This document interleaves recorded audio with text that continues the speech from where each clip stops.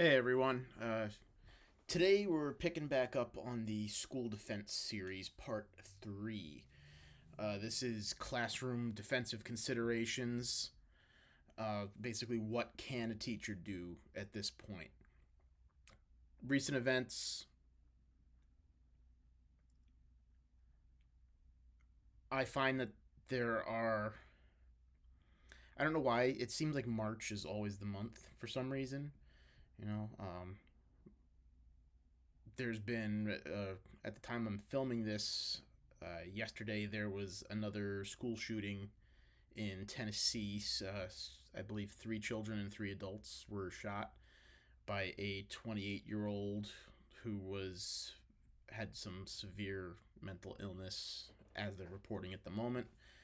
What the true story is will probably come out later on when we have more information. But I figured it was time to film part 3 of this. Uh, Especially now that the weather's getting better, I should be able to film some other sections of this series too. So, as a teacher, there are a lot of things that we look out for. You're all, if you've been following this series, you know that there's the mental health crisis that we're dealing with around the world, but definitely noticeable, uh, particularly in the United States. I'm not going to get into politics. I think there's other channels that do that, and let's let them do that. I want to be as unbiased as possible,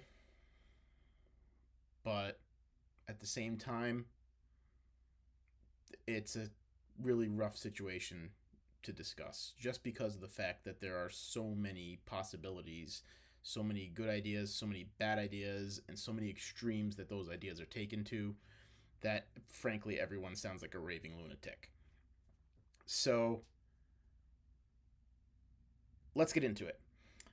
As a teacher, I went over what our emergency response procedures are to a degree in the last video.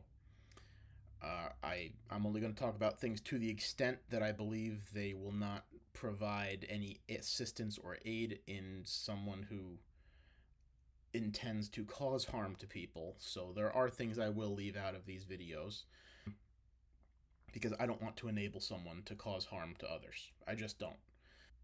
So, defensive considerations in a classroom. What I see and what most teachers see, I think I might be a little bit more in this mindset than maybe others just because of my background versus the typical teachers. Um, Knowing how firearms work and ballistics and the physics behind how a bullet will travel and all those sorts of things, I've taken that into consideration in how I do my emergency response procedures in my classroom. The first thing that I'm always aware of is what my points of ingress and egress are so that I can place myself and my students in the safest location possible that offers us the most options possible to respond to a threat. So we're not even saying at this point there's someone in the building, we're saying there's someone coming to the door or near the door. As long as the doors stay locked in most rooms, there's no reason why someone should be able to get into a classroom. I don't care what they show in the movies. Shooting a lock does not work unless you have completely destroyed that lock. Most schools either have steel doors for classrooms or they have, like mine, solid core oak doors that are extra thick and extra heavy and are mounted into concrete walls. No one's getting through that without some heavy equipment. If there's glass, typically you at least in most of the schools I've seen, if there's glass in that door, typically it's the type of glass that has wire reinforcement in it, so that it can't be penetrated as easily. Um, so inside your classroom with a locked door is generally the safest place that you can be. Every classroom's different, but what I keep in mind is Where are the points of ingress and egress? How many doors do I have? Which way do they open? Who is able to open them? And what are the sight lines in the room? Where is their cover? These are all things that get taken into consideration as a teacher. Typically, a SRO, school resource officer, or head of security, or someone in one of those positions is the one who determines where the best location is for you to be. Um, Classrooms are generally a pretty easy one to figure out, unless they're the type that has a lot of windows. Luckily, my school doesn't have too many windows, but where there's windows, there are sight lines, and where there are sight lines, there are hazards. Now, a big problem that I keep running into, and it's not just my school, it's all over, is a lot of the things that teachers can do to add safety in these sort of active shooter threat situations are also things that are directly in violation of fire code. For instance, covering up any glass that's on a door, putting paper over it so people can't see in. The fire inspector will tell you to take down that paper so that there is a way to look in the classroom and see if there's anyone there. That defeats the purpose of putting the paper on the glass. And every year, I've had flip floppy which way we're going this year versus another, and that's been in all my schools. I had, okay, yeah, here's this great stuff we're going to give everyone. You stick it on your windows, no one can see in. And we had that for a year. And then the fire inspector came through at the end of the year and said, no, you can't do that. So then we had to take it down. And then people did partial coverage. And then they said, oh, we can't have partial coverage either. We need full view. So people took that down. And then they said, oh, there was another school shooting. Let's put this stuff up. So it's a merry-go-round of just making change for the sake of change and not sticking with one thing. Um, but that's politics for you. Everything's in conflict with everything else. Now, the tough part to secure is cafeterias, gymnasiums, auditoriums. Uh, these are all places where you have a large open space, typically a lot of windows, and not a lot of places to hide. Some places will have students, during a lockdown, go from the cafeteria to, say, the kitchen. There's usually not a whole lot of room in a kitchen. In some cases, the kitchen can't be locked. So you're kind of SOL in those situations. In a gymnasium, there's nothing. It's just a flat open space. If maybe there's some bleachers, um, that's another situation where they have to find a place to go. Uh, Auditoriums, same deal. You have a large open space, not a lot of cover, and what cover there is really only obstruction, not actual cover. So those places are places where I'm glad I'm generally not in those rooms, because if there was a situation, those are bad places to be. In my classroom, I have 3 points of entry and 3 points of exit. Two of which, well, one of them is my door that goes to the hallway, one of them goes to a neighboring classroom, and one of them goes out the back of the building.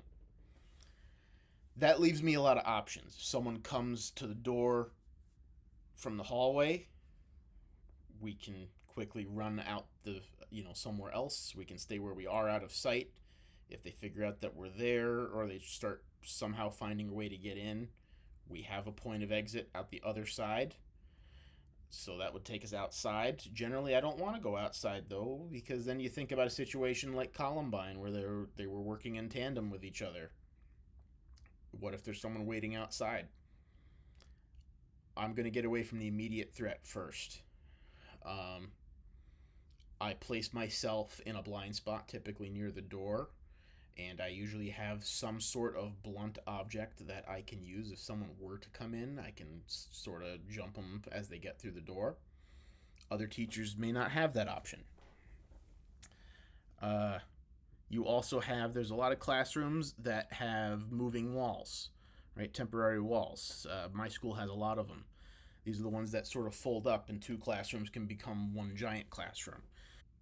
Those, while not as immediate of an issue, there is always the possibility that, there's not a whole lot of substance to those walls. Something could get through them. So you have those options. Sound travels, okay? Trying not to give away your position. There's a lot to consider as a teacher, a lot of things. And depending on where you are and what you do, you are either more capable of dealing with a threat or less capable of dealing with a threat. What it comes to is being able to think things through from a security standpoint, from a tactical standpoint, and how are you going to respond to as many situations and as many options as possible.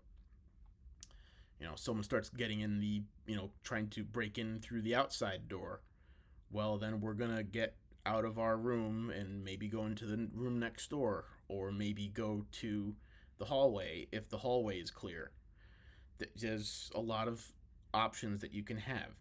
Um, my personal inclination is to try and stay put until help arrives and prepare everyone to basically jump the intruder.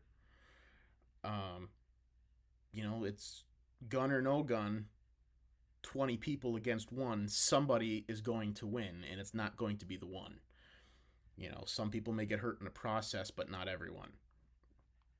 So that's at least how I look at it there. Um, by law, students have the right of fight or flight. We encourage them to stay, and during drills, obviously, they do. But in a real situation, if someone does cause an issue, the students have the right to run away versus trying to stay and hide. You really can't stop them, and in that situation, there's really nothing you can do to stop them.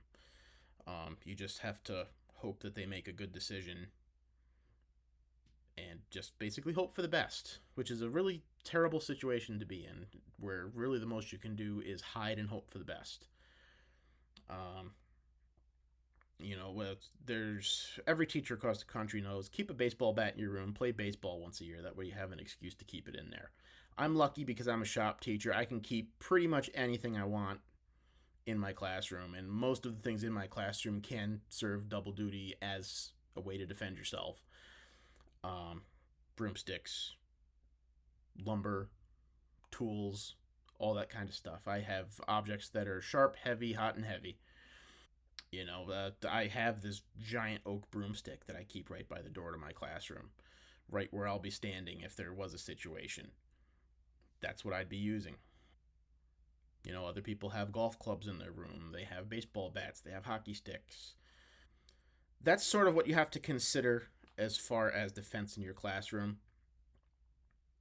Most school districts have a way where anyone can call a lockdown, at least any of the teachers can. There's a code that we can use that we all know that we can punch into our phones, and we can call a lockdown for the entire building if we need to. And that's good to know. Unfortunately, there are other considerations like communication during a lockdown.